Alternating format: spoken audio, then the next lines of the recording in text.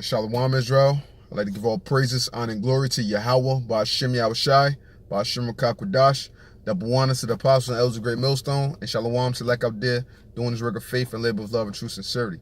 Right now, I just wanted to get into a quick lesson, pretty much a response to Apostle Aram Lab's lesson he did earlier today, about pretty much you think Esau, pretty much want to be next to you, or you think Esau love you, and everything he said, of course, the apostles, bringing out the word is always on point, but what he said registered to me even much more because I mentioned Dr. Claude Anderson a lot, and I watch a lot of his videos so I can try to dissect them and be able to filter things throughout different parts of history and be able to filter them out through the scriptures, and I just put the clip up. Matter of fact, Dr. Claude Anderson speaking on that, pretty much how Esau don't want to be next to Jake and how they set everything up, man. And that's something in which we already know.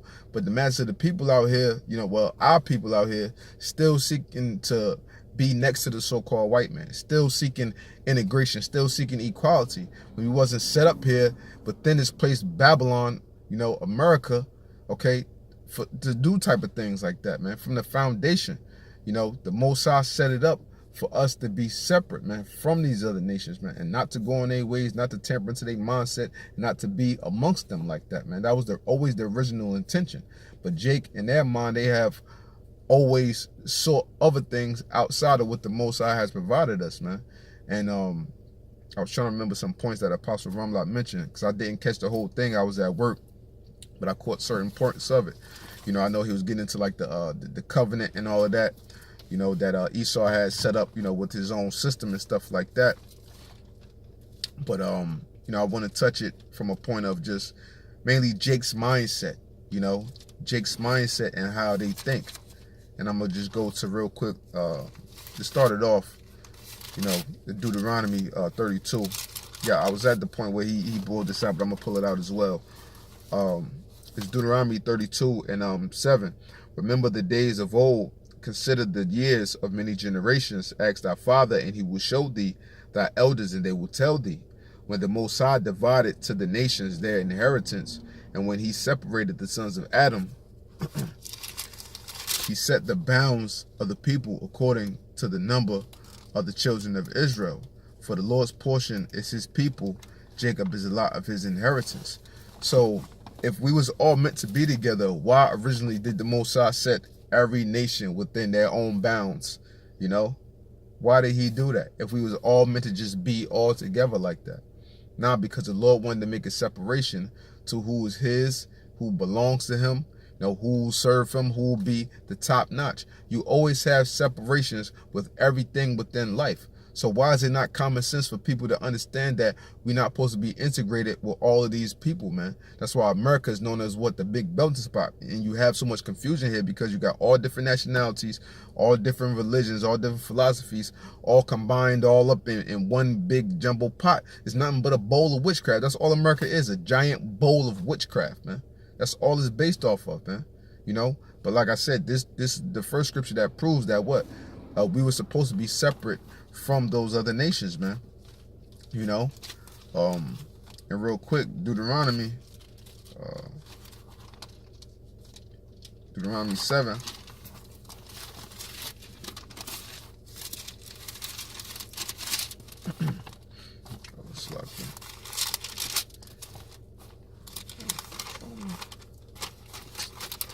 Pages, Slakia. Yeah, Deuteronomy 7 and 1. For when the Lord thy power shall bring thee into the land, whither thou goest to possess it, and have cast out many nations before thee, the Hittites and the Girgashites and the Amorites and the Canaanites and the Perizzites and the Hivites and the Jebusites, 7 nations greater and mightier than thou. And when the Lord thy power shall deliver them before thee, thou shalt smite them and utterly destroy them. Thou shalt make no covenant with them, nor show mercy unto them. Neither shalt thou make marriages with them. Thy daughter thou shalt not give unto his son, nor his daughter shalt thou take unto thy son, for they will turn away thy son from following me, and they may serve other gods. So will the anger of the Lord be kindled against you and destroy thee suddenly. So the Lord clearly had a separation with all things, man. Period. And the Lord set that guidelines like, yo, I'm setting you to be apart. You know what I'm saying? What this the word consecrated, the scriptures speak about how we are consecrated in a holy nation. Consecrated means what? Separate, man. We're supposed to be a separate nation from all the other nations, how they conduct themselves, you know, the power that the powers, you know, the false gods of which they worship compared to the power that we worship, you know, and that we honor and respect and give all of our reverence to. The customs, the rites and the rituals that they practice, the customs and rites and rituals that we practice, the mindset that we supposed to have as the mindset opposed that they supposed to have. You know what I'm saying? It's all supposed to be a big separation that's in the midst of us and the other nations. And when you go to the book of Esther 3 and 8, matter of fact, let me just bring that out real quick, because we always had something to separate us, man. And this is what made us greater than the other nations, is because we had the Most High, His laws, His commandments, and which actually helps not only us but the earth preserve itself, man, and to keep it up, man. You know. So Esther 3 and 8, and Haman said unto the king Ahasuerus, there is a certain people scattered abroad and dispersed among the people in all the provinces of thy kingdom, and their laws are diverse from all people. So this is what made us a part of what made us consecrated or separated, you know, from the other nations unto the Lord, is what? The laws that we kept, period. You know, neither keep they the king's laws. Therefore, it is not for the king's profit to suffer them. So this is what separated us from the other nations. And that's why we have that great bond with the Lord, because the Lord only gave us the law, statutes, and commandments. No other nation have he dealt with, period, man. You know, this is the foundation of all things in order to know how the world was supposed to carry on. But what, through man's inventions, primarily Esau, all right, we see the complete separation of things, man. And intermingling with the different nations and so on and so forth. The Most High told us clearly in Deuteronomy 7 and 4 that, yo, if you wind up giving your sons and your daughters over to them, they're going to wind up turning their hearts away from me. And then I'm going to have to kindle a fire over there amongst Israel, man. You know? So stand within our nation helps to preserve us, helps to preserve our communities, our towns, our economy as a nation. And this is what, if brothers go watch that clip that I put up about Dr. Claude Anderson. I believe, what did I title the clip? That integration was the worst thing ever for Jake. You know what I'm saying? Go watch that. It's very informative how Dr. Claude Anderson speaks upon these things. And that shows you that the Bible is on point, because everything that Dr. Claude Anderson said is only reiterating what the scriptures say, man. He just breaking it down in the little nuances, the little nooks and crannies, getting into the numbers and the information and telling you different aspects in a modern day form of why we should have never integrated with the so-called white man, why we should have stayed in our own communities, why we should have built amongst our own people, you know, and how he spoke on that, you know, within the so-called black community. The dollar doesn't stay within the community long enough to only touch but 1 or 2 hands. But the dollar in your community is supposed to circulate at least 10 to 12 times before it goes to an outside community, period. So in ancient Israel, we had systems set up to where we dealt with our own people, and then later on, and then, you know, the after or whatever was in excess, that's what we dealt with in trade with the other nations and made barter systems and made deals and things like that. But we kept all of the premier goods of our nation, whether it's the wood or the flax or foods and the grains and stuff like that. We kept all of that primarily for us, and any excess, that was what you used to trade amongst other peoples, man, for things that you may not have, that you may have want within your kingdom. And that's how it's supposed to be. But Israel don't have that sense of things. Why? Because Israel always want to do what they want to do, period. Israel, they just have a complete mind of their own when it comes to things like that, man, you know, and always wanting to seek after what the other nations have, when that's not the nature of us. You know, the Lord set us up as leaders, not followers of the other nations, right? So real quick, I want to go to the book of left my apocrypha. I'm gonna get it on the phone. It's all good. Salakia. Yeah, because I wrote a few scriptures down that I wanted to get into. Yeah, this is one primary example. Yeah, Tobit, first chapter. All right, this is the book of Tobit. I'm gonna just read the first few verses, then jump down. It's the book of Tobit 1:1. The book of the words of Tobit, the son of Tabal, the son of Ananil, the son of Adul, the son of Gabriel, the son of the seed of Ashel, of the tribe of Naphtali, who in the time of Enemessar, the king of the Assyrians, was led captive out of Thespi, which is at the right hand of that city, which is called properly Naphtali in Galilee, above Ashur. I, Tobit, have walked all the days of my life in the ways of truth and justice, and I did many alms deeds to my brethren and my nation, whom came with me to Nineveh, into the land of Assyrians. Right? So jumping down, it says, verse 9, furthermore, when I was come to the age of a man, I married Anna of my own kindred, and of her I begat Tobias. So what? He married a woman of his own kindred. So he went according to what the Most High requested. Oh, don't go outside of the other nations. Deal with my people. Deal with your people, right? It's starting to get dark. I'll put the light on. All right. Verse 9, and it says, and when we were carried away captives to Nineveh, all my brethren and those that were of my kindred did eat of the bread of the Gentiles, but I kept myself from eating, because I remembered Yahweh with all my heart, meaning what? With all his mind.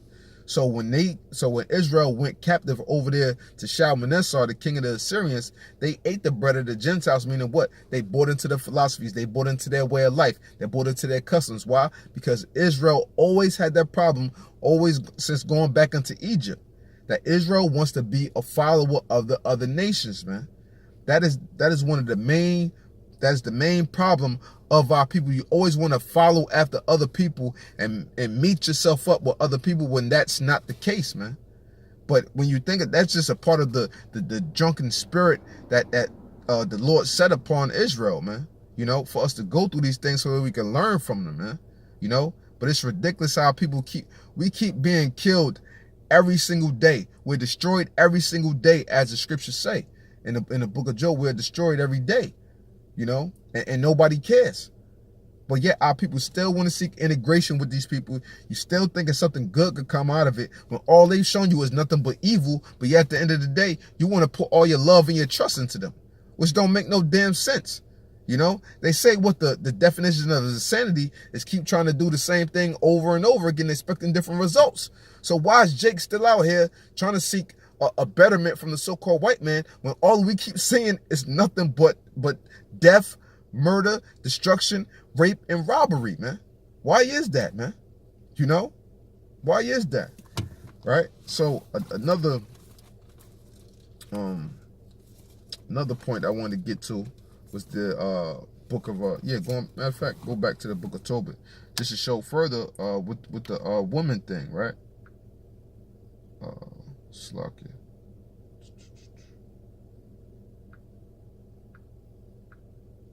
Tobit 4. Yeah, Tobit 4. Now, yes, Tobit 4:12, it says, beware of all whoredom, my son, and chiefly take a wife of the seed of thy fathers, and take not a strange woman to wife, which is not of thy father's tribe. For we are the children of the prophets, Noah, Abraham, Isaac, and Jacob. Remember, my son, that our fathers from the beginning, even that they all married wives of their own kindred, and were blessed in their children, and their seed shall inherit the land. So what? You want to have children, you know what I'm saying, to be able to inherit the seed of your land, right? Now, therefore, my son, love thy brethren, and despise not in thy heart thy brethren. And also, too, just going into that point, we know that the father carries the seed. So regardless if we have a child, that's going to be our seed. But you don't want to go out and have a seed with a woman of another nation, and now that woman has more influence over that child than you do. Now, so when You expecting your son to take over this land and to bring it forth, righteousness and to be for your people, yet he's in the philosophies of the ways that his mother or that their family taught them, man. That could tamper him, man. And he could bring that all into the nation and bring more death and destruction upon the nation, man. Bring more a confusion, into the nation, which is off, Now therefore, my son, love thy brethren, and despise not in thy heart thy brethren, thy sons and the daughters of thy people, and not taking away from them. For in pride is destruction and much trouble, and in lewdness is decay and great want. For lewdness is the mother of famine. Lewdness pretty much being, being like a sexual deviant, so to speak, like constantly wanting and lusting, after other things that really shouldn't pertain to you. Of course, we know we're going to mix and mingle with, other nations, stuff like that in the kingdom. But the way that the Most High set things up in the time being until we fully got right was to know, don't deal with them, period. Until you know how to deal with things in a proper balance and we fully on top. Because when we was in our power structure, it shouldn't have been no reason for that to happen. But us not being perfect, that happened. Because it even happened to King Solomon. So that's the proof right there to show that we're not supposed to mingle with the other nations, right? Let's just get that real quick.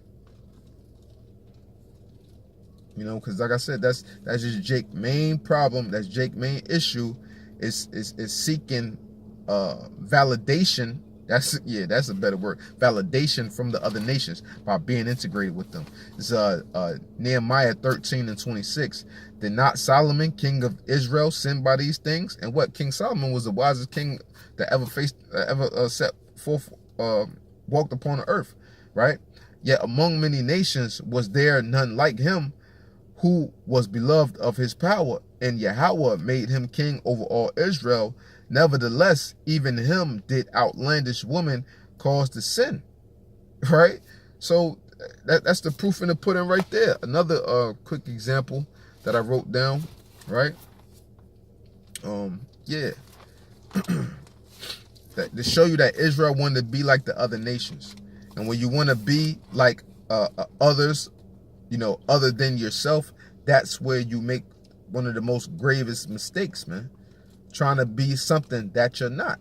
And that's why you had, like a lot of, people, that's prideful, or, a perfect example, the guy, Tekashi 6ix9ine and all the stuff that he's got in. That's a prime example. Trying to be something that you're not. And then now you made a fool of your damn self, man, by doing so, right? This is the book of,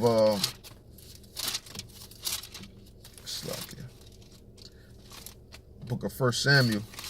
Gotta get a new strap. 1 Samuel. I'm gonna start at 1 Samuel 8. And I'm gonna start at 8 and 1. It says, and it came to pass when Samuel was old that he made his sons judges over Israel. Now the name of the firstborn was Joel, and the name of his second Abiah. There were judges in Beersheba. And his sons walked not in his ways, but turned aside after lucre, and took bribes and perverted judgment. Then all the elders of Israel gathered themselves together, and came to Samuel unto Ramah, and said unto him, Behold, thou art old, and thy sons walk not in thy ways. Now make us a king to judge us like all the nations. So what I said, Israel always want to be like the other nations. And this is a form of them wanting to be integrated, not technically integrated, but integrated just like the other nations. They want to incorporate things that the other nations was doing. This is that lustful spirit, that lewd spirit that Israel had after seeking the whoredoms of the other nations, man. Trying to be like them when we already got the one and true king, and that was Yahweh. But they wanted the physical king to be like the other nations. We got everything, mind you. We got the Xbox, we got the PS1, we got all this, but they got the Atari over there. Be like, damn, I want to go play the old Atari. That game look fun. Why we don't have that game? You got all this modern new technology with these way better games and way better graphics, but you want the old Atari just because you see them with it. When they got a less of a brand and you got the best brand. That's Israel for you, man. That's Israel for you. right? Slakia. Verse 6, and it says, but this thing displeased Samuel when they said, give us a king to judge us. And Samuel prayed to the Lord. And the Lord said unto Samuel, hearken unto the voice of thy people, and all that they say unto thee. For they have not rejected thee, but they have rejected me, that I should not reign over them. So, hey, the scriptures say, Deuteronomy 17:15, thou shalt not set a king over him that is not of thy people. So our people keep seeking to Esau as a king, the Lord, and a supreme. Hey, they not rejecting just man or just us by telling them they need to get right and stuff like that. They rejecting the Lord. I believe it's 1 Thessalonians 4:8 says, he that despiseth you despiseth not man, but the Lord who have sent you. You know what I'm saying? Or the Lord who is with thee. You know? So when we tell our people the truth, they not just despising us, they despising the Lord, because we come in the name of Yahweh shall proclaim the words that he sent us to say, man. Being a prophet, to say these things before they happen, and to tell our people who they are and to get right, man. You know, but Jake constantly got that problem. And it says, was that it? Yeah, verse 9. Now therefore hearken unto their voice, howbeit yet protest solemnly unto them, and show them the manner of the king that shall reign over them. You know, then they give the different examples, and the Most High pretty much told them, like, yo, your king is going to be hard over you, he's going to be rigorous, you're going to take your sons and do this, going to take your daughters and do that, and do all of this. And then what they still say at the end of the day. Let me go to verse 18. It says, and ye shall cry out in that day because of your king, which ye shall have chosen you, and the Lord will not hear you in that day. Nevertheless, the people refused to obey the voice of Samuel. They said, nay, but we will have a king over us, that we may also be like all the nations, and that our king may judge us and go out before us and fight our battles. So this is the nature of our people, man. Period, man. You always want to seek after these other nations, and they want nothing to do with you, man. The scriptures say, Amos 1:11, that he have kept his hatred forever. A perpetual hatred that he's kept forever, man. And he still shows it to this day. But Israel's still doing the things of old, still living in that old mindset, and won't want to wake up, man. Period. So that is the ultimate downfall of Jake, integration, man.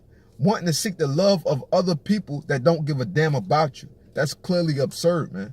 Why would you want to seek after a woman, you know, that's clearly displaying that she doesn't want you, but you want her so bad regardless of how she treats you? That doesn't make any damn sense. That's in essence what Israel is doing unto Esau. We seeking after a woman that seems so beautiful, you know what I'm saying, to us, but yet she don't want nothing to do with us, but yet we groveling and begging at her feet, you know, just to get a chance when it's not going to happen. You know what I'm saying? So, you know, with that, you know, I hope this segment was edifying. And like I said, brothers, check out that clip, because it's very, very informative and edifying, you know, of which Dr. Claude Anderson was speaking on, you know. So I did all of this, you know, in reference to kind of back up, you know, the things that laying back off of what, you know, Apostle Ramlab did within his lesson earlier today, you know. So I hope this segment was edifying. I'd like to give all praises, honor, and glory to Yahweh, Ba'ashim Yahushai, Ba'ashim Kakwadash, double one to the apostles and elders of Great Millstone, and Shalom to like out there doing this work of faith and live beloved true sincerity. Shalom.